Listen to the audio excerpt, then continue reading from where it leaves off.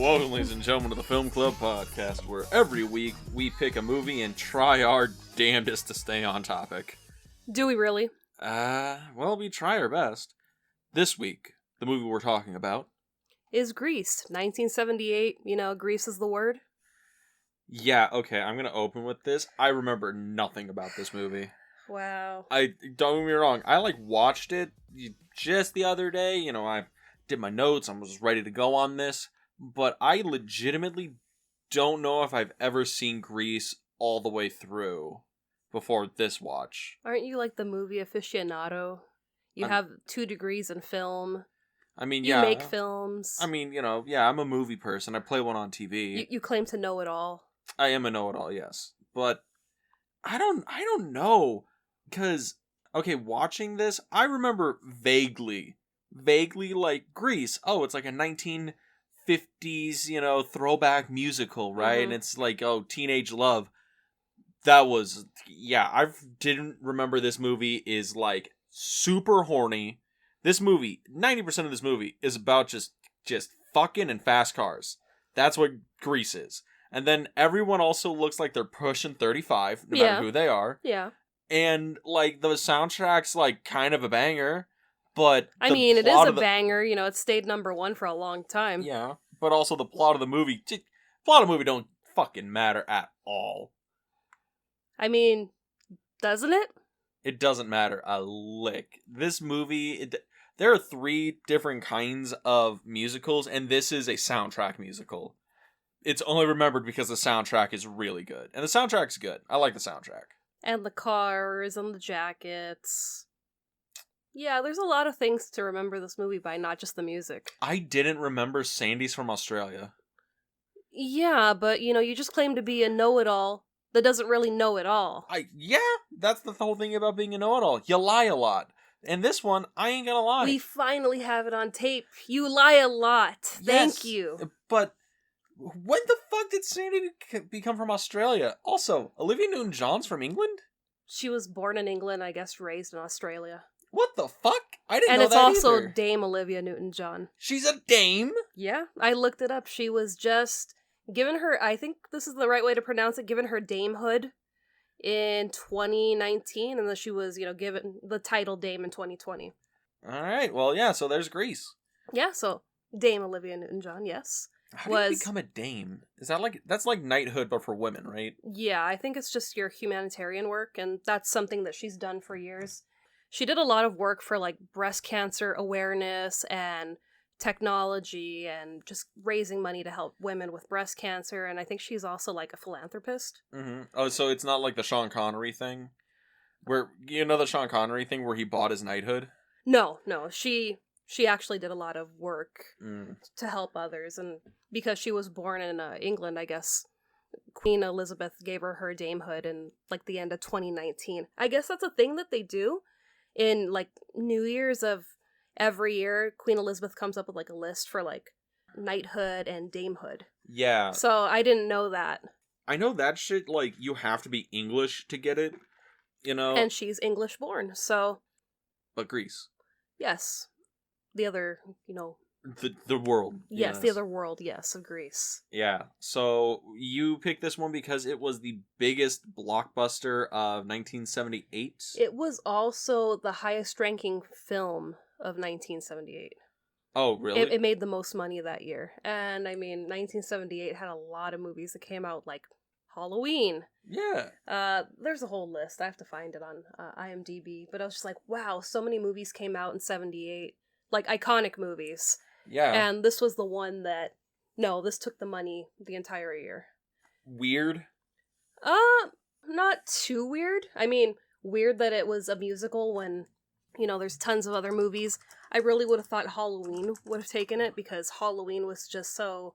Well, came out of left field. Well, the thing with Halloween was it was the highest grossing independent film of that year. Yeah.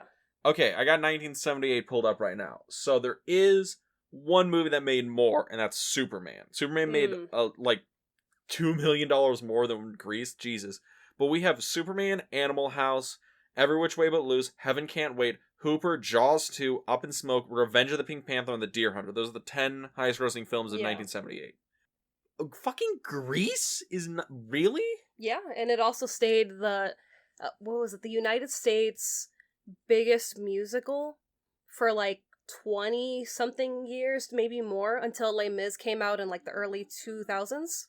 Oh, really? Yeah, it stayed on top. And I mean, there's a list now on IMDb about, what's the top musical now, and it's like ranked at number 8. But there's musicals in there I'm like, really? That's what people chose over Grease? Well, look, I don't get me wrong, like I enjoyed Grease. Like, I didn't dislike the film in any way. I thought it was actually a lot of fun, but I just can't believe it's you've not never seen it. Well, okay, I'm pretty sure I've seen it before, but I would have been like 6, 7, because my sister did it for like a school play. My brother did too, yeah. Yeah, like I think my sister played Sandy. Did your brother play Danny? No. I will let you, have all the glory that your sister... Because, I mean, I assumed, your sister's going to be Sandy. Yeah. She's, just that talented. I'm like, I could believe that. So my brother, he tells me and my dad, oh, okay, I'm going to be in a play. I'm going to be in Grease. And I'm like, well, I love that movie. And I must have been maybe 7 or 8 at the time. You were so excited. I was excited. And I remember telling my dad in the car, I really hope he's not Eugene. And he's just like, I don't think so. Maybe he's going to be like one of the, the T-Birds or something. We get there. No, my brother's Eugene. And I just have to sit there like, oh God, my brother's the nerd. He, gets a win at the end of the movie at the carnival. Before he gets a pie on the face. Exactly, but free pie. But that's like the thing. Like, I've probably seen this movie once, like, actually seen it all the way through once when I was like 7. I have a feeling it's going to be the same thing with your Singing in the Rain and The Sound of Music defense, where I've never seen it before, and your mom's like, yes, you have seen it a billion times. Here's the argument of that. It's, oh, have you seen Singing in the Rain? I probably saw that movie a dozen times when I was 5 years old. I could not tell you anything about it. So that's why I don't count it. It's like, hey, have you, flown a plane? I'm like, well, yes, but only in Flight Simulator on Microsoft. That's not flying a plane. It's like, have you seen Singing in the Rain? I don't fucking remember anything about it. This is the same with Grease, There's a lot of musicals, because I watched a lot of musicals as a little kid. You were also in choir? Yeah, I was a choir kid. I did theater, and I hope none of those performances have survived into the internet. But, I'll be looking. Good luck. But, I just never remembered anything about it. I remembered the songs. Yeah. Some of the songs don't get played on the radio. Oh, definitely. What is it? I don't think Summer Lovin' gets played, but I know, what was the... You're the One That I Want. Yeah, that one played on the radio on my drive home from work today. I don't know. Are you lying? I know, no Why meme. are you always lying? No meme. Oh I swear to God. It was one of those, like, oldie stations, yeah, but it just played on the radio. Well, because it's a banger. It's a good song. I like the song. And that's the thing. Like, I don't think there's any bad songs in here. Okay, there's one I'm not a huge fan of, because it's just kind of sappy. Okay, which song is it? Because I might have to throw hands with you. Oh, God. I think it's the Olivia Newton-John solo song. How could you not like Hopelessly Devoted to You? Oh, it's so cheesy. It's so cheesy. Look, I can give into like, look at me, Sandra D. I'm okay with that one. It's kind of, that one's just purposely being weird. Or like Beauty School Dropout. That one's catchy. But I could not even care at all about that. Wow, you lost serious points. Really? Yeah. What about you? What is your what is the worst song on the soundtrack? I mean, I don't know if there's a bad song on the soundtrack. There's a couple of songs from the stage play that they used like in the jukebox at the Frosty place wherever they hung out. So some of those I didn't really know. But yeah, I can't say that there's a bad song on the soundtrack in my opinion. Wow. Big fangirl much of the old Grease movie, I see. I mean, I've been watching this since I was a child, so yes. I mean, I even remembered the dialogue sitting there watching it last night. Really? Yes, I used to watch this a lot.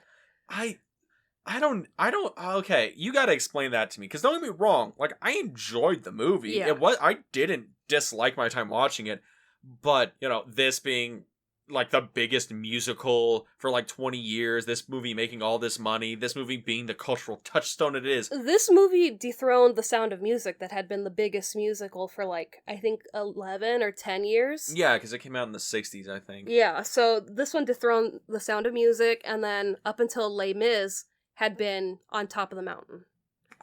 I just don't get it. It's a great musical. I mean, the songs are bangers. Just, feeling like you're back in high school and you're just like, I don't want to be here. And then you're getting up to graduation and it's kind of like, well, no, it hasn't been a really good time. It's like, I don't want to leave, but I kind of have to leave. It hits all those feels. I guess. I think it's just my thing of how I look at musicals. Because, alright, I'm going off a tangent here. So there's like, in my brain, there's like 3 different kinds of musicals generally. Okay. Alright? There's like a musical that's a good movie. Mm-hmm.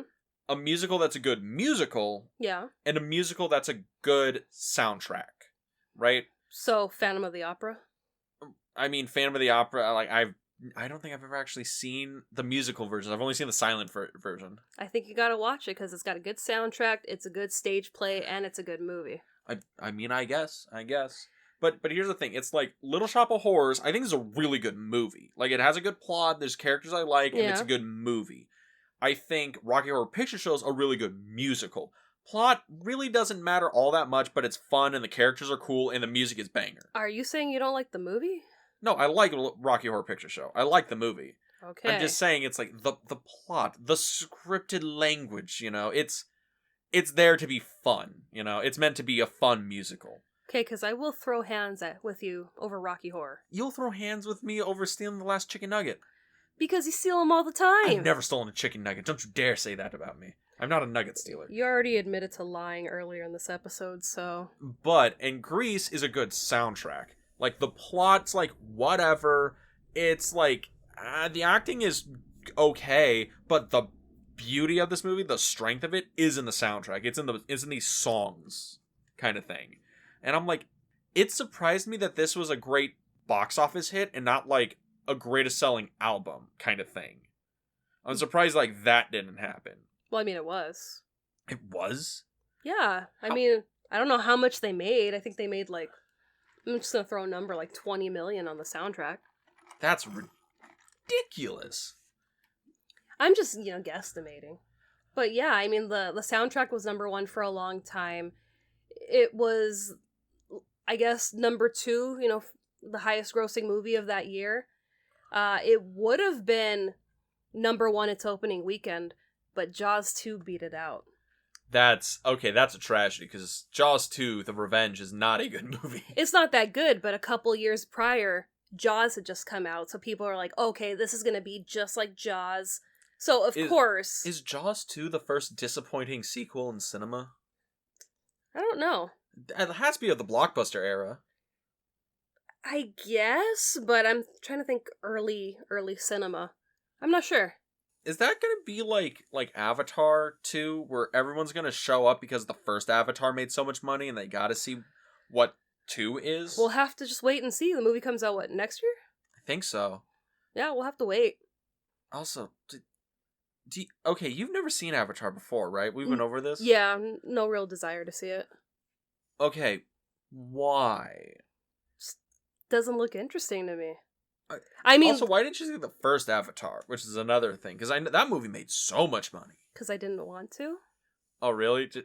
That is surprising, because I felt like everyone just went to go see it. Like, even if they didn't want to, they just wanted to, like, see what the fuck all the fuss was about. Yeah, no, I was good with not going and seeing it. Really? Yeah, just didn't have my attention. I mean, the world in it looked beautiful, but I'm like, that's not going to hold me for like 6 hours or however long this movie is. Avatar was not 6 hours. I think Avatar was like 2. Well, I'm Avatar gonna 2 look it might up, be... and it's like a 5-hour movie. Avatar 2 might be like 6 hours. James Cameron is just like, I refuse to make anything less than 6 hours. And they're like, James, like, we can't do this. And he's like, I'm James Cameron. I can do whatever I want. Yeah, because I think I remember reading somewhere where he was like, yeah, control your bladder or don't drink too much. Because I think it's going to be maybe like a 3-4 hour movie. Oh, so good luck to you. God. No, I don't want to see Avatar 2. I'm not going to go see it. Also, okay. Is that a lost art of the intermission at the movie theater? Oh, absolutely. Okay. In a world where we have reserved seating, why not have a built-in intermission where you could go to the bathroom, stretch your legs, go get another snack? So, you remember Hateful Eight? Yeah. When the Quentin Tarantino movie, when he came out with it? And there was, like, the normal theatrical cut, and then there was that extended cut, and it was, like, 4 hours long. That's the one that you went to go see with the guys, right? Yeah, I think me and Randy went to go see it. But they had the long cut of it, and everyone was like, "Oh, it's the roadshow version. It has an intermission in the middle." Mm-hmm. My version didn't, so I just sat there for 4 hours. I'm like, I gotta take a mad piss. Oh god! But I didn't want to leave because it's a Tarantino movie, so any moment there's gonna be a shootout. Yeah, but I mean, most movies, like 10 minutes in, you're like, "I'll be right back," and then 30 minutes pass, "I'll be right back." I will say this: I have never gotten up to pee in the theater during a Lord of the Rings film. Well, because Lord of the Rings is your all, your end all, your be all. One, they're great movies, and two, I already know going in, this is going to be a long watch. But oh yeah, it is. We should bring back intermissions in movies. Like any movie that's clocking in at anything clocking in at 3 hours plus, you got to throw an intermission in there somewhere. I'd be game for that. I mean, even in Giant, I think of the DVD, they have the intermission. What is it? Gone with the Wind. They have the intermission in the movie on the DVD. Yeah. So it's just my copy of Ben-Hur has the same thing, but the one I watched Giant for the podcast, because I watched it streaming and they just took the intermission out. Yeah. So I just watched it all the way through. I was captivated because I was just watching a soap opera. Yeah. But oh god, we need to bring this back. We need to bring cinema back to its roots. But we don't need an intermission for Grease because I felt like the movie moved a lot faster than I remembered. Oh yeah. Oh god, yes. Well, okay. I know I'm keep harping on this, and it's not a detriment to the movie, but the plot of the movie, since it's so light, because we get exactly what the movie's about up at the front, and we know exactly how it's gonna end. So the plot's just we're just gonna have fun and have a bunch of musical numbers. The movie moves super fast because this is a 2-hour movie. Yeah, and I felt it was this is a tight 90. Watching it, this is a real tight 90. Yeah, it felt a lot faster given the time because I'm like, okay, 2 hours. All right, I'm ready. And I was just like, oh, we're already on this song? We're already over here? Wow, that's really fast. And then it was over. Oh, okay, I guess we're done. Cool. Yeah, I mean, I'm surprised people don't talk about that more. Because by the time we got to Sandra D, I checked my phone and I'm like, we're only 45 minutes into the movie. Yeah. And I'm like, we've already had 3 songs and then I started thinking about it, they were doing musical numbers like how you do action beats in Die Hard. You have an action beat every 5 pages, and that's how they did this movie. We're gonna have a musical every 5-10 minutes, and we're just gonna do that all the way through. And the musical numbers take about 5 minutes each one, so you fill up a pretty decent sized runtime. Yeah, I mean, I think the most impressive musical number in this movie, "You're the One That I Want." Yeah, that was filmed in an afternoon. Yeah, and it was just you would expect something of that caliber because they're going through what's the house House of Mirrors, House of Illusions, and it's okay, you got to set them up for each scene as they're moving through the house and it's back outside. Big outdoor carnival, and there's a bunch of extras, and they have a whole dance number. And it's no, they got that done in an afternoon. I'm wow, okay. How do you? I watched that because it's not a simple sequence because the camera moves a lot. Granted, the camera's not zooming and there's not a lot of close-ups of them doing the dance numbers, obviously because they have to lip sync later. Well, the whole carnival atmosphere with the carnival itself and the number at the end where they all sing together, that was a span of 5 days. Okay. So, getting the extras, everybody, making sure they're all doing the same dance, getting, the rides moving, that I could understand being 5 days, but You're the One That I Want, I was really? That was just an afternoon of Olivia Newton-John and John Travolta dancing and singing together and moving through this house, and I'm wow, okay, that's really impressive. Oh, yeah. All right, are we far enough into to tell people what the movie's about? I just realized we're like 20 minutes in. That's usually what we do, but go ahead, give everybody a plot run. Exactly. We're not going to be like Star Wars last week, where we were like an hour and a half in, and then we decided to tell people what the movie was about. I mean, we might decide, yeah, we're going to do the plot run right now, and then something's going to pop in your head, and then another 40 minutes will go by, and okay, really, we're going to tell you the plot right now. It happens a lot, but the plot of Grease, which I had totally forgotten and sounds like fanfic. So, we have Danny Zuko and Sandy Olsen. They get together during their summer off, leading into their senior year, and they're all in love, but they have to break away because she's going to go out to Australia and Danny has to go back to Rydell High. But come their senior year, they discover that they are both still in America and they're going to the same high school. And Sandy's like, hey, Danny, you want to rekindle our summer lovin'? And Danny's like, nah, girl, like, I'm a greaser. I can't do that. I got a reputation to uphold as the bad boy. And then comedy ensues as Sandy pines over Danny. Danny has doubts about his friendship and love for Sandy. And then musical numbers. And then they fly off into a car at the end. Fly off in a car at the end. Why do they fly off in a car at the end?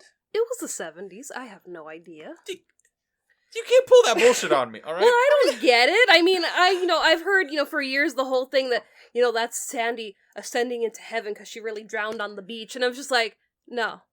I'm like, really? No.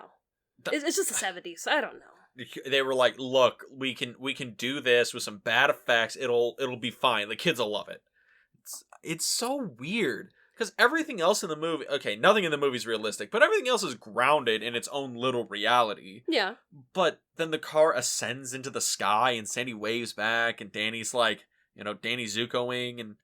What the hell? I don't know. I mean, in one of the songs, Danny singing, someday in heaven we'll be together forever, so maybe they've graduated, they get to drop, the whole, I'm a greaser, you're a cheerleader.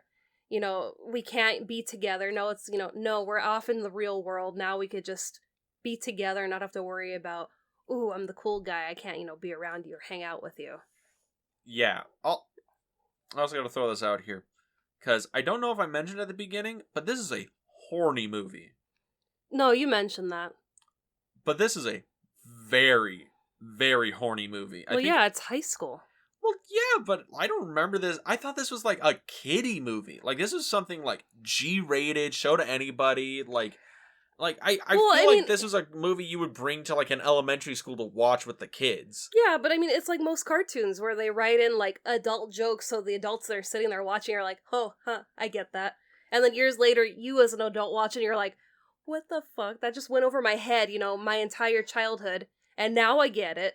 So it's like, for the musical numbers, yeah, I could see the kids, get a kick out of them singing and running around the car, or, they're on the bleachers singing and dancing. But the scene where it's Rizzo and Kaneki and they're like, yeah, man, my rubber broke. I bought it in the 7th grade. Yeah, that is like, that, I did not have any idea that was in the movie.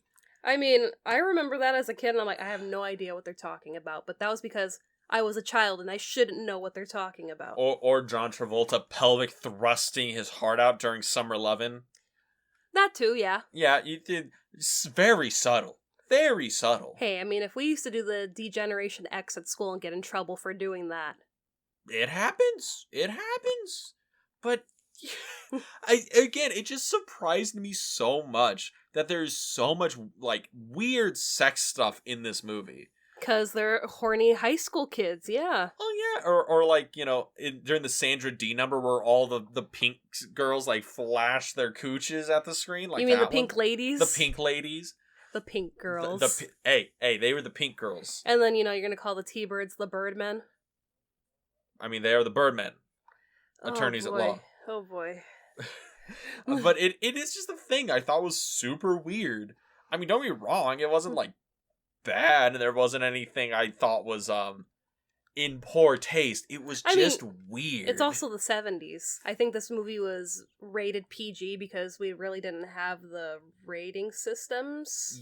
Well, we had the rating systems, but PG-13 just didn't exist until I think it was like the 80s or the 90s? It was the 80s, because I think Temple of Doom came out. Mm. And Temple of Doom, everyone's like, oh, it's an Indiana Jones movie, Raiders was fun, we're going to take our kids to this.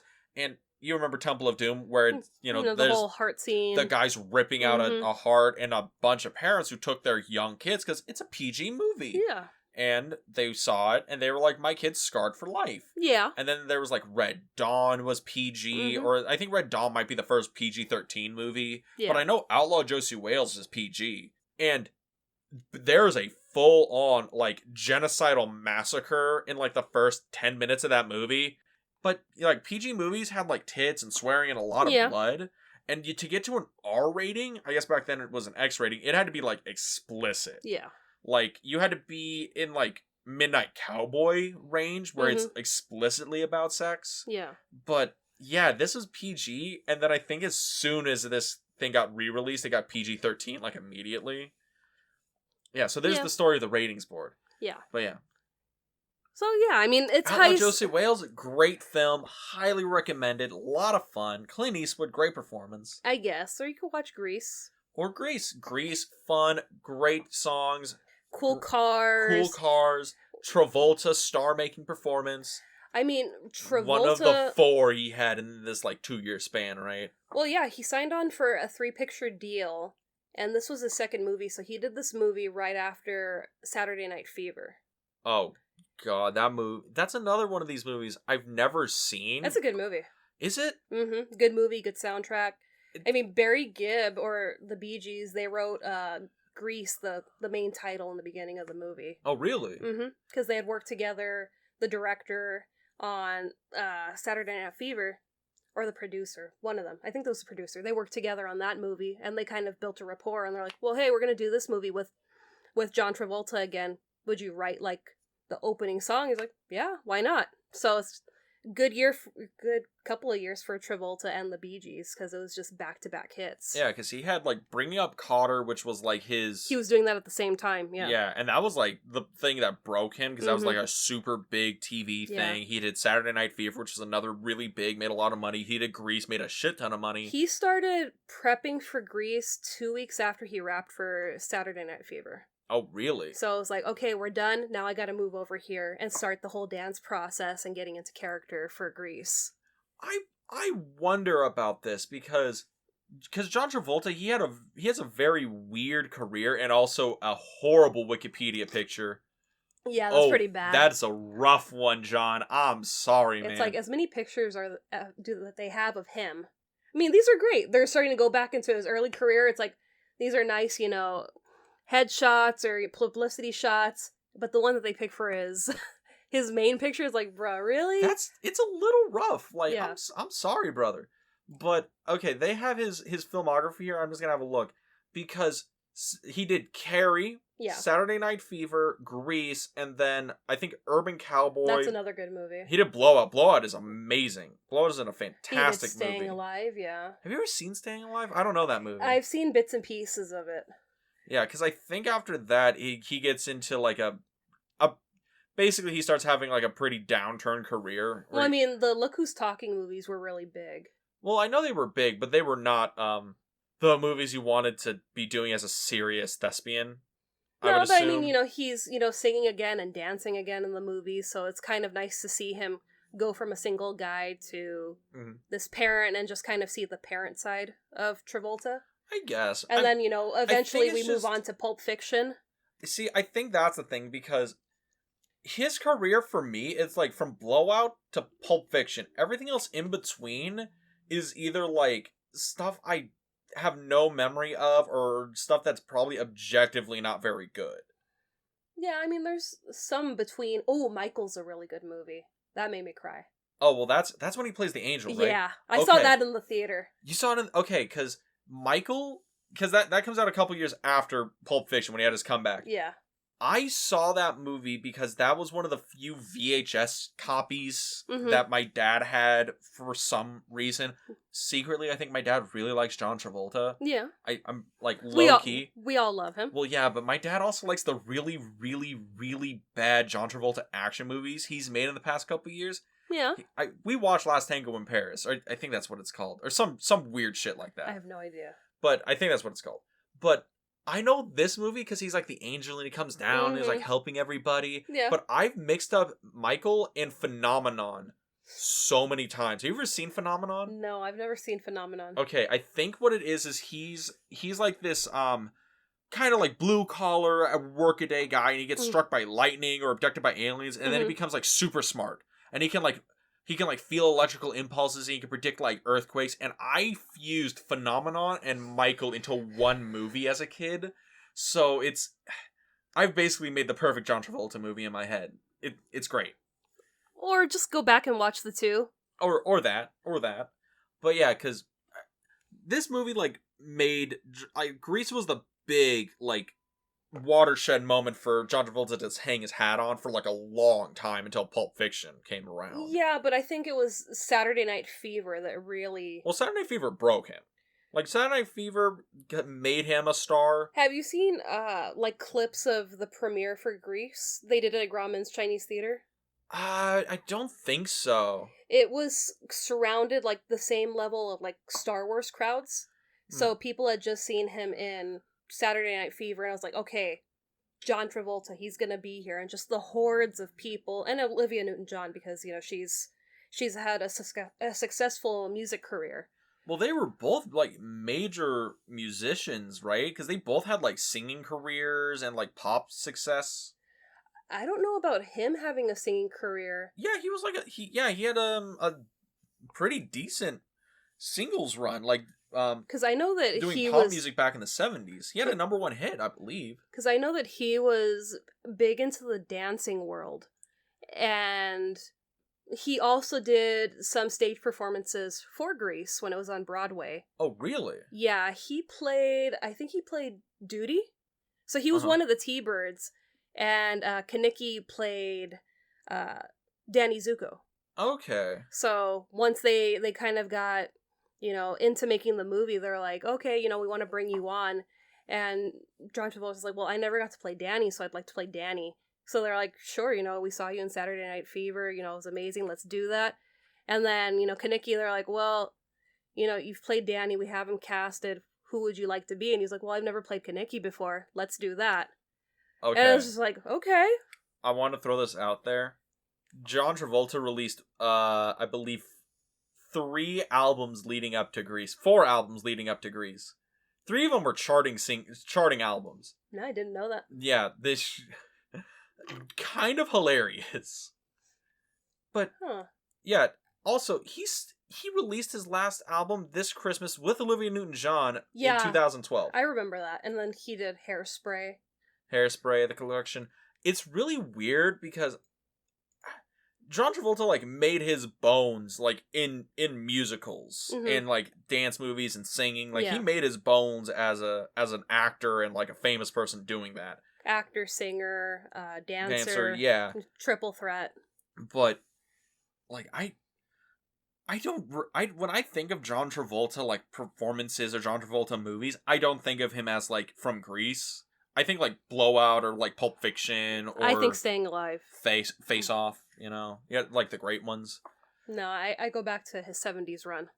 He had a strong 70s run, but I mean, I grew up with the Look Who's Talking movies, so it's never seen them. I have zero interest. I can believe that from you, but it's I either think of that, but then it's oh no, I think of him, dancing to More Than a Woman or Stay Alive, walking down the street. I'm like, okay. This is Travolta.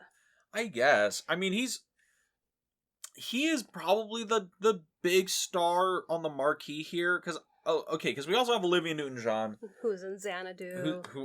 Okay, Xanadu's a bad movie. I think I've only seen just the... Xanadu. Mm-hmm. Yeah, it's not a good movie. Yeah, I've never seen it before. Yeah, I mean... don't get me wrong, Olivia Newton-John has a fairly strong musical career. She had a lot of hits in the 80s, and she was a pretty big, like, music maker.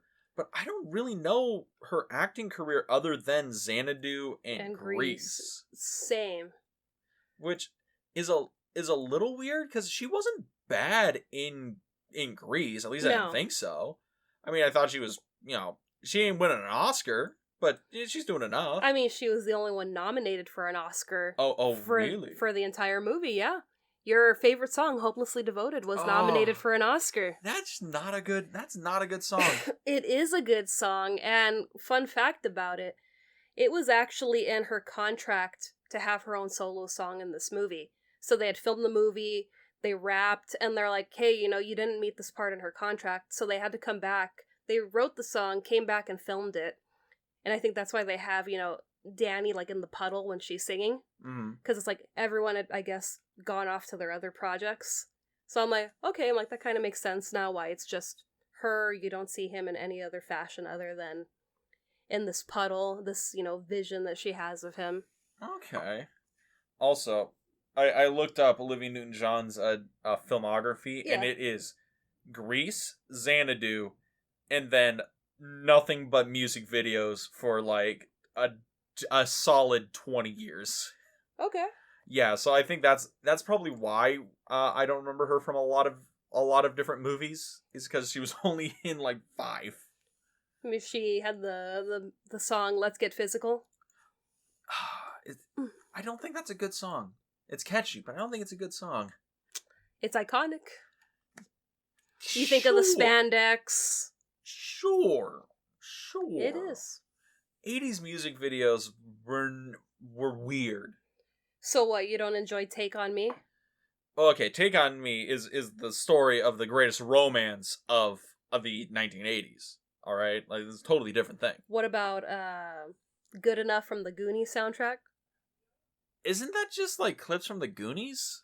No, it also has Captain Lou Albano's in it, and like Andre the Giant. Roddy Piper, not Andre the Giant. The Iron Sheik's in it. That's who it is. Yeah. It's a full movie in a music video. It's the rock and wrestling connection. Exactly. So it's like you can't just crap on 80s music videos.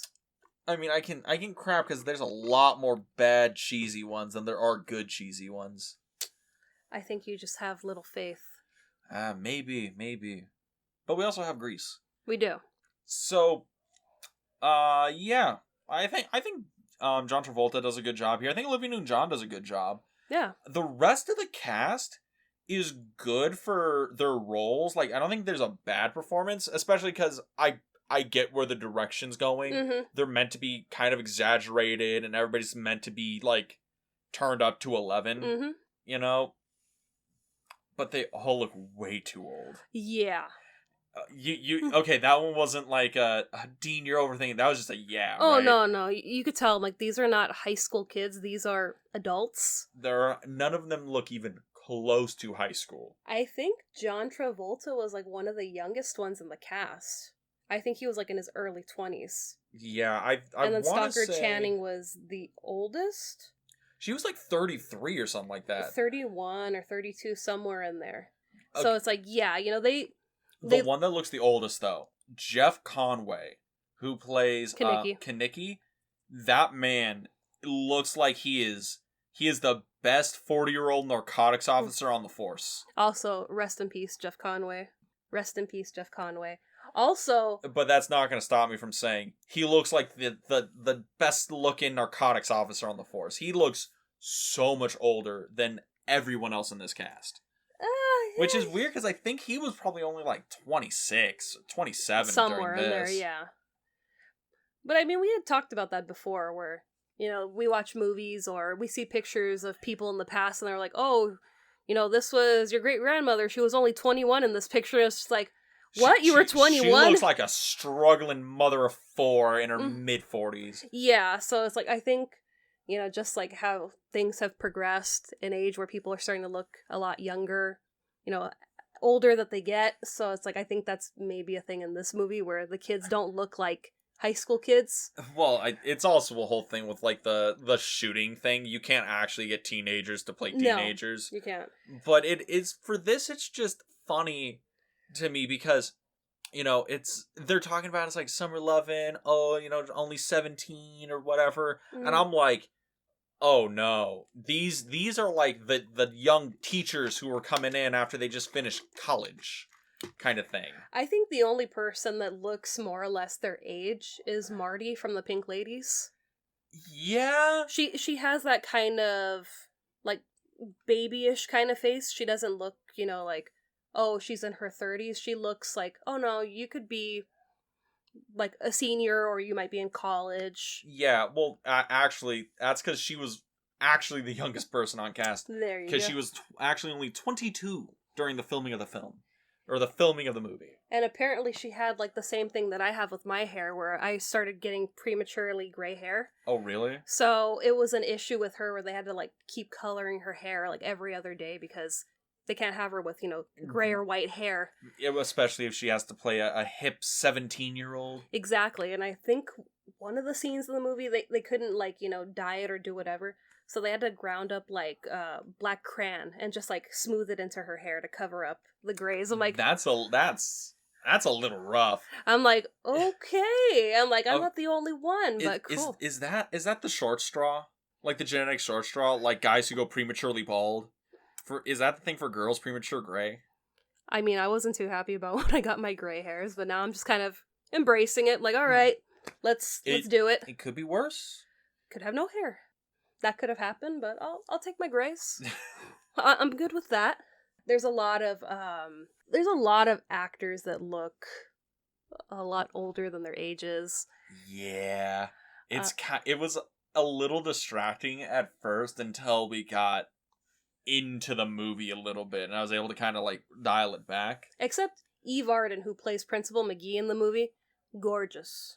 Eve Arden? Eve Arden. She, it goes back to like the golden Hollywood days. Okay. And I was like, wow. I'm like, you're still spot on. Nah. I know.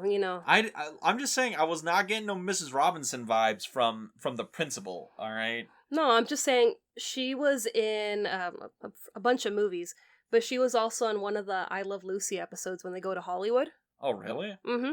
When they go to the... I've never seen I Love Lucy. I know you haven't, but just to kind of show, like, her span in time. So it's like that show was in the 50s, and they come out to Hollywood, and they go to the Brown Derby, and that's one of the stars that they encounter in the Brown Derby. So it's just like... I'm like, this is the 70s, a couple decades later, and I was like, no, Eve Arden's still looking good. She's, just like... keep it on. She's keeping on, and she's putting those T-birds in line with, get to class. And it's just like, all right, I like Eve Arden. Oh, I'm all right, badass. But yeah, like, the supporting cast of the film is good. I think it's just one of those things where this movie is everything a popular movie needs to be. It's fun. It's pretty light. There's nothing in here that's gonna, break you emotionally or be a transformative experience. It's just a lot of fun. It's really entertaining. It's a fun roller coaster ride. Yeah, that's a good way to put it. Start off smooth. They reunite at school, and then he breaks her heart, and just up and down until you finally get to the end where everybody's happy and everyone's accepted each other, and we're moving on, and we're going to be friends forever. Friends forever. Doopy doopy doopy shooty wop doo wop. Pretty much, yes. I remember. I listened. See, proof I actually watched the movie. Yes. But yeah, I enjoyed it. What is it? Beauty School Dropout. Okay, that song's might be my favorite on the entire thing. I mean, that song's a banger. It's a little problematic. Oh, it's super problematic. Oh, that song would get somebody fucking canceled today. And it is super, like, insulting and condescending, but it is so fucking funny. Oh, yeah, it's funny. It's cool the way that we transition from the restaurant to basically, heaven. Beautician heaven. There you go, beautician heaven. And, you have Frankie Avalon just serenading Frenchie, and I was watching the behind the scenes of the movie, and she... Oh, no, I was on to point this out. It was supposed to be Elvis. That's what I was gonna say. Yeah. Yeah, they wanted Elvis to do it, and he was like, no, I'm not gonna do that.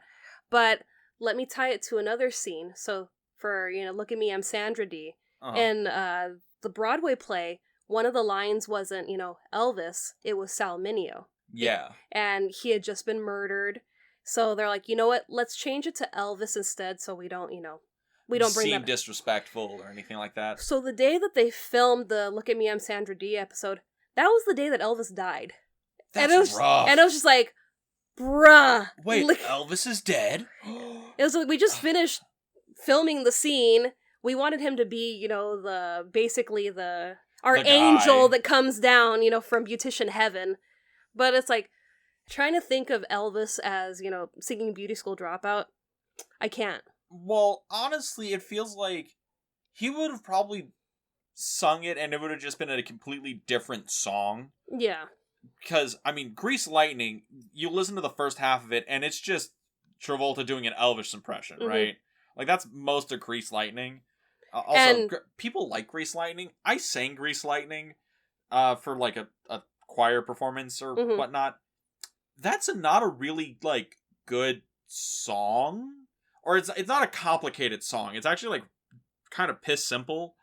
I just can't do the hand movements. With the choreography and all that my stuff? dyslexia stops me. It's like, I try to, and then it's like, I can't do it. My brain just won't let me do it. I like that. My dyslexia. I can't really read books all too well. And also, choreography, not happening. Coordination, not there. Ask me to cut a straight line on a piece of paper. I can't do it. You don't need to, you could just, like, be bad at cutting straight lines. Your dyslexia could have nothing to do with that. It might be related to the alcoholism. Who knows? Yeah, I'm really on that sauce all the time. Oh yeah. A total lush. I could go for another Dr. Pepper right now. Oh god, I can't keep her away from him. But yeah, so Beauty School Dropout, super problematic. Is that there's a few things in this movie that you could call just a hair problematic, as it were. It is, but it was the 70s. It's not, a serious movie. It's a comedy. Yeah. And it opens with being like, this is a movie about like sex and banging and like fast cars and just rock and roll, just like teenage goofing around. But there's some stuff in here that's a little there is a little weird. But Frenchie, I can't think of the actress's name. Her name, Didi Khan. She said that before she filmed the scene, she was working with her acting coach, and she's like, okay, I need you to look like, your dream man has just appeared, and, he's only here for you. And I don't think they told her that it was going to be Frankie Avalon that was singing. So, he showed up, and his wife, she's like, I didn't have to act. She's like, I was just so in love and just like, oh my God, he's just singing to me. And I was just like, that would be hilarious just to go and see. And you can see it on her face that she is just like, over the moon. And it's like... Boo's over here like, man, I wonder what would happen if Skeet Ulrich and Robert Pattinson did a duet for me. Is that where we get young John Travolta, yeah. Young John... okay, is young John Travolta... Okay, he's hot. Hot, right? He's hot, yeah. All right, because I watched Blowout with my brother Randy and his girlfriend Cielo. Yes, I've met both of them. You've met them before, I Yes, assume. I have. Yeah, and like I think halfway through the movie, she just leans over to Randy and is like, John Travolta kind of fine. And I'm like, what the fuck, Cielo? He is! Well, she also said that about Arnold when we watched Jingle All the Way. I think she just, like, she's watching Jingle All the Way, and he's in the Turbo Man suit, and he's, like, flying around, and it's bad CGI, and she just leans over to Randy, and she's like, Arnold looking kind of fine. He kind of a dilf right now. And we look at her, like, what the fuck, Cielo? I'd probably go for, like, maybe 80s Arnold. What, like Commando, maybe? Definitely Commando. When he's in his prime, at the peak of his powers. Get in the chopper now! Put the cookie down! Oh, okay, neither of those were Commando. That was Predator, and that was Kindergarten Cop. Actually, no, Put the Cookie Down is Jingle All the Way. Thank you. Kindergarten Cop is It's Not a Duma. That's that one. Does Arnold have the most, like liners from all his career, like in term, like I know there's more famous ones. It's like Star Wars. It's like I know, or it's like I've got a bad feeling about this. I got a bad feeling about this, or May it's the like Force be with Force you. be with you. But that's like contained in like a trilogy, right? Yeah. Arnold has like a whole career, and I feel like I can get a quotable line from every film he's been in, at least one. I mean, I'll Be Back is a pretty easy one. It's fucking Terminator. Come with me if you want to live. Come with me if you want to live. You know, like, get to the chopper, fucking Predator. Mm-hmm. Also, Predator it might be the perfect film. It might not be the greatest, but it might be the perfect film. He's looking hot in that movie too. If you're into muscle-bound Austrians, it's Arnold, perfect. It also got Jesse the Body Ventura in there. It got Carl Weathers in there. It got Bill Dukes in there. It's a great movie. It's a great movie. I mean, you have Put the Cookie Down. You have fucking It's Not Like Duma. There's a lot of quotable Arnold lines. He might be one of the most one-liners for single movies. Yeah. Because, I mean, think of, like, Bruce Willis, you know, yippee-ki-yay, motherfucker. Okay. Give me one more quote from another Bruce Willis movie. That's not a Die Hard movie. You're thinking real hard about this, aren't you? I am. You're trying to think of a single Bruce Willis movie that's not a Die Hard movie, aren't you? Come on, you got this. I can't think of it. Yeah, because they don't exist. You know, like don't get me wrong, like Bruce Willis. I'm sure there is, and I just career. can't think of it off the top of my head. Yeah, but like iconic one-liners, I feel like Arnold's got that on lock. Like Stallone don't got that. No, because it's it's just Rocky, and half the time you're like, what did he say? Adrian. It's like what? I mean, it's the thing, you know, to really do a great Sylvester Stallone impression, you kind of gotta. You don't know to talk like I got hit in the head a few times, you know? Which is a little insulting because that man is smarter than me and has more money than me. So, you know, life happens. And he's jacked. Yes, at like 70-something. It's ridiculous. It's all the roids.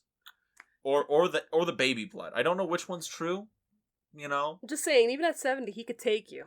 He might. I don't know. I might be able to outpace him, you know? Dodge, you know? But, yeah, so Grease. Yes, Grease. Hot people. Hot people. Hot people. Yes. Him, Jeff Conway. Let's see. I mean, Olivia Newton-John. She's beautiful. Very good-looking lady. She is, and I like their dynamic together. I think they play off each other really well. Mm-hmm. Her and Travolta. I mean, they've gotten back, you know, together and like done duets and done more music stuff. And it's like you could genuinely tell that they enjoy each other's company, and I think that works for the movie because it's like you want them to be a real couple. Yeah. And then you just see them in real life where it's just like, you know, that's one of my best friends, one of my oldest friends, and it's kind of nice that they could still, you know, be friendly and vibe off each other and, you know, do duets with each other, and it's just like, wow, you guys still sound just as good as you did back then. Oh, yeah. I love this movie. I've been watching this movie forever. I think this is what got me into wanting leather jackets and the vintage cars. This is the reason you're really into the 50s? I think so. I really had to sit back last night when I was watching it, and I'm like, yeah, I think this might have been the catalyst of, you know... 90% of your interests in life? Yeah, I mean, I was an Elvis fan way back then, and... Because, you know, my parents are into, like, 50s music, and... My grandparents grew up in the 50s. Reasons, you know? So it's like, yeah... I think this movie really, you know, expanded my mind into, ooh, 50s, this is awesome. Oh, yeah. I mean, I liked it. I thought it was a lot of fun. But that's the thing. This is a really fun movie. This is a movie, like, I could definitely see just, like, big chillin', putting on and just, like, turning your brain off and just enjoying 2 hours. And this is one of those movies where, you know, there's a strong fandom for it when they bring it back into theaters. It's like Rocky Horror. People get dressed up. They sing along to the movie. And please tell me it's less weird than going to Rocky Horror screenings. Oh, I am just itching to go to a midnight screening of Rocky Horror. They have them at the Frida all the time. I know they do, and the tickets sell out really fast, but it looks like a fun party. I would be so uncomfortable. Well, because they go around and they're just like, hey, is this your first time seeing Rocky Horror? And if you say yes, they, like, like put lipstick on your forehead or some shit. Yeah, they put a V for virgin if you haven't seen it, but because of COVID, they're putting it on your hand now because it's not safe to go putting it on, different people's foreheads and spreading it around. Yeah, or the people who show up in the golden thong and nothing else, and I'm like, I get it, that's in the movie, but like, I can see your entire ass right now. This is very weird. I mean, you're very tall. Just keep looking straight ahead. Well, it's also I can't imagine, a 7-foot man in a golden thong that's walking around. You'd be... Boo, there's some Where are you hanging out if you're seeing that often? There's some people who go to these walkie horror things, Wow. I'm learning so much about Dean today. Oh, totally, yeah. You got to go to any of these cosplaying conventions, You get the guy who's super, super tall, and he's just... golden thong. He likes to go as Rocky. Who knows? I guess. But yeah, Grease is up there in caliber with like Rocky Horror where people still dress up and enjoy the movie and they know all the words and all the songs. Mm-hmm. And I'd like to experience that. I think it'd be fun. I mean, if it wasn't 90 degrees today, I would be recording in my leather jacket. Yeah, which one? The leather jacket you've left here for like 6 months? That one? No, that's my emergency leather jacket. I have my good leather jacket at home that I wear. Of course. I mean, I can get you my sister's old Pink's jacket from when she did Grease in middle school. Pink Ladies? The Pink Ladies jackets, yeah. Because Pink's is a hot dog restaurant in downtown LA. There's one at the Del Amo Mall. And there's one at the Brea Mall, but yeah, not Pink's. The pink women. The pink gals. The pink gals, no, it's the Pink Ladies. All right. But, yeah, also, the play was originally set in Chicago. I don't know where it's set now. I assumed California. Yeah, the movie's set here in California. It's filmed in California. But I guess some of, like, Summer Lovin', it's titled, like, some beach that's out there that's, like, well-known to, in the Midwest somewhere. Into, for Chicago people, that's like, oh, yeah, that's, a place we go, like, in the summer or whatever. So I'm like, I can't see this being a Chicago movie. This is, this feels like an LA movie. Well, it's one of those things because, like, this movie, I don't know how close it actually is to the play, because I know, like, some of the songs are changed. Mm-hmm. I know that Olivia Newton-John's character is completely changed. Like, Sandy was supposed to be from, like, America. She's not supposed to be Australian or a foreign exchange student. Yeah, she's only Australian because she told them, like, I can't drop the accent. Yeah, she's like, I really want to do this, but I can't, do an American accent to save my life. And they're like, okay, we'll switch it up that, you have family here and, We'll do the rewrite. Yeah, it's like, sure, you could be Australian, coming to California to visit for the summer and visit your family. Like, it works. Yeah. It works versus, oh, that's somebody that I've gone to school with my whole life and we've met on the beach and now everything's changed to, oh no, this is just some random girl I met on the beach and, we clicked.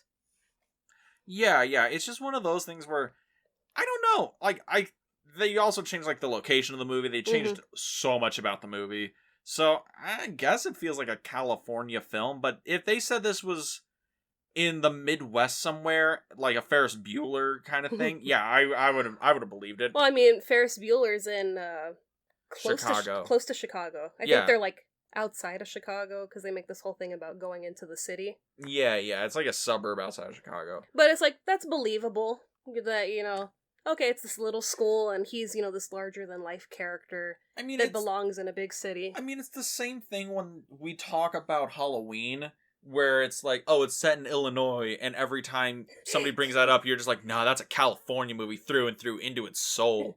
And I'm like, no, it's just because they didn't have the production budget to hide the fact it was being filmed in California. Well, it's also, oh, we've been up and down that street. Oh, I recognize that house. So It's like, it's hard to believe that, oh, it's just somewhere in Illinois. It's like, no, that's Pasadena. That's up the road.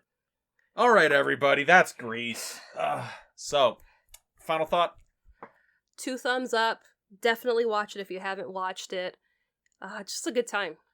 And the songs will get stuck in your head. I would agree. This movie has a great soundtrack. It's a lot of fun. It's really quick for being 2 hours. You can definitely put it on, turn your brain off, and enjoy it. And you don't really have to be so engaged to have fun with the movie. Really recommended it. I really liked it. And big moral of the story is a leather jacket never goes out of style. Of course it never goes out of style. But speaking of movies that probably have gone a little bit out of style. Well, this movie I haven't seen, so I don't know if it's gone out of style, but I know it has at least 100 sequels. I know it has at least 4 in a remake, and one of them's in 3D. Yes, so we will be watching the Amityville Horror next week. Oh, buddy. Okay. So you've never seen the Amityville Horror, right? Never seen it. I just know the poster and the house is haunted. And it's spooky, and yeah. So the Amityville Horror is going to be interesting, because I get to talk about, because the Amityville Horror, that is the nicest slice of 70s cheese you've ever seen. And that's the last installment on Blockbuster Month, so let's see if it lives up to the hype for me, because I've never seen it. I've heard mixed reviews about it. I love spooky shit, so we'll see. But if you want to follow us on a different platform than you currently are, you can find us on Anchor FM, Apple Podcasts, Spotify, and YouTube. Yeah, you can go to our YouTube channel, The Film Vault. That's The Film Vault on YouTube. We're trying our best to keep up with uploading videos in conjunction with our podcast episodes, but it takes a little bit of time because I'm a little bit lazy. But once they do come up, like, comment, subscribe, and all that stuff. And if you want to follow us on social media, you can follow us on Instagram at the Film Club Podcast, where we post trivia, upcoming events that we're going to, just fun movie stuff. And yeah. And with that, everybody, Grease is the word. I didn't know that was part of this movie. I didn't know that song was part of this movie. Yeah, it opens the movie. So weird. It'd be like that, but we'll see you next week at the Film Club. Have a good week, everybody.